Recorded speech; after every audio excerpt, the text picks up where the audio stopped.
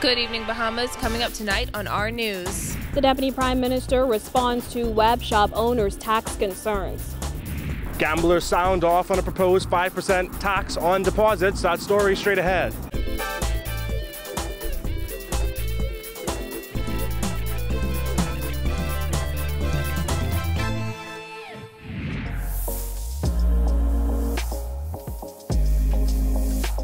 Our news is brought to you by Alive.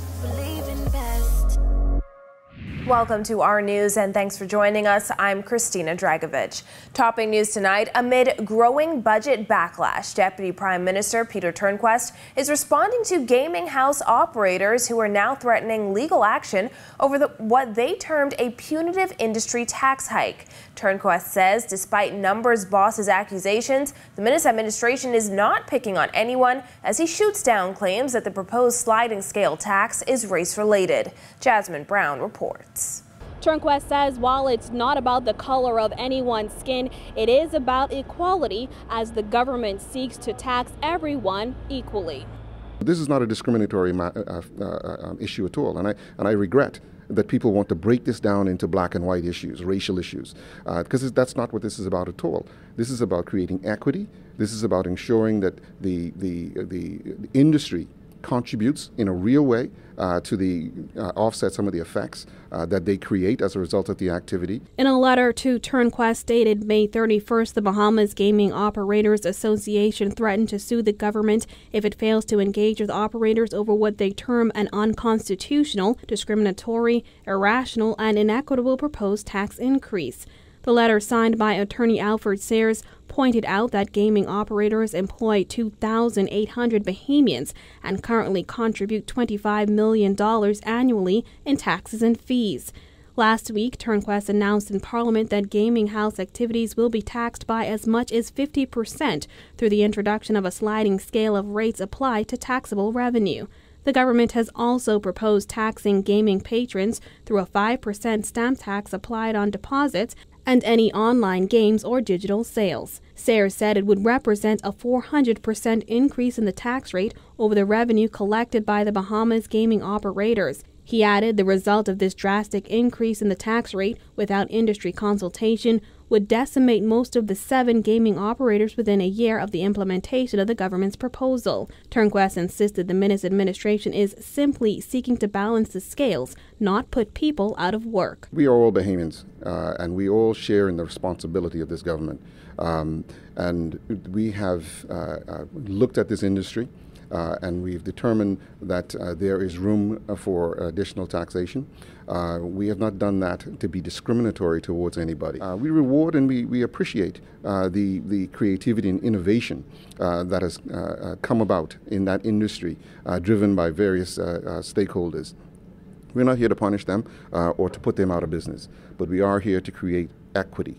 As for the threat of legal action if government fails to meet with operators to discuss their concerns, Turnquest says that's a matter for the Attorney General. The Attorney General will have to opine on that. From my perspective, the government has the sovereign right, and we'll see how it goes from there. The Finance Minister could not say if government officials will meet with the web shop owners on this matter. Reporting for our news, I'm Jasmine Brown. Well, leaders of some of the country's largest unions say they were shocked by government's decision to raise the rate of value-added tax, considering many of their members are already struggling to make ends meet. Pointing to the Free National Movement's opposition to the introduction of VAT, while in opposition, trade unionists warned politicians to watch what they say. Jared Higgs reports. Pointing to recent layoffs in the public sector, BPSU President Kimsley Ferguson says he doesn't think the workers he represents can withstand an increase in value-added tax. The Bahamian worker is in survival mode, and so the Bahamas Public Services Union needs now an audience with the Prime Minister, and we're looking for salary increases that would offset the 12% increase in VAT so that persons will be able to live comfortably in this country. The latest labor statistics show 2,555 government workers were let go between May and November of 2017 alone. Ferguson isn't the only trade unionist against the tax hike. Bahamas Union of Teachers President Belinda Wilson said she was shocked to learn about the increase. I must say to you that I was astonished. It really came as a surprise. We would have already prepared basically our agreement for the 2018-2021 period. So now we have to go back to the table and we have to factor in that 12% VAT increase. I believe is going to definitely have a negative impact, not only on teachers, but people throughout the country. Newly elected Bahamas Hotel, Catering and Allied Workers Union President Darren Woods says the increase puts more pressure on the unions to assist their members. There's never a good time for any type of taxes or increases, but for me and my administration, it means for some of the plans that we have in particular, the discount cards for our members, we need to start working on that quickly.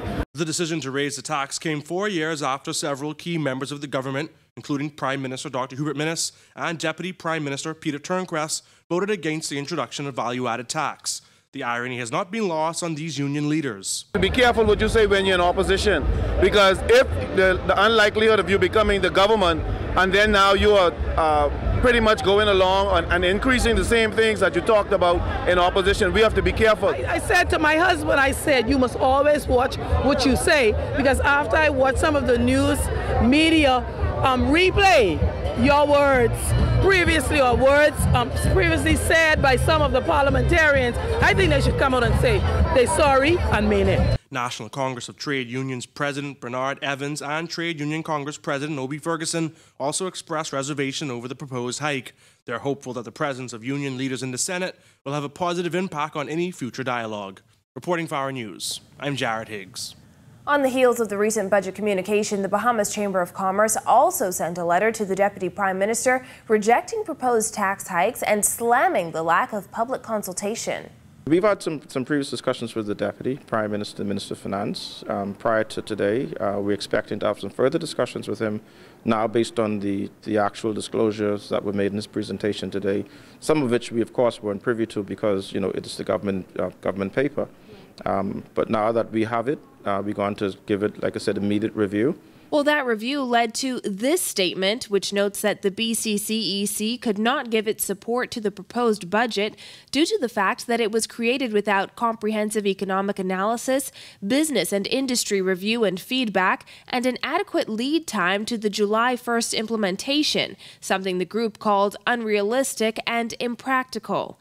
Last week, Sumner told Our News the chamber was surprised to learn that value-added tax would leap to 12% in the upcoming budget year.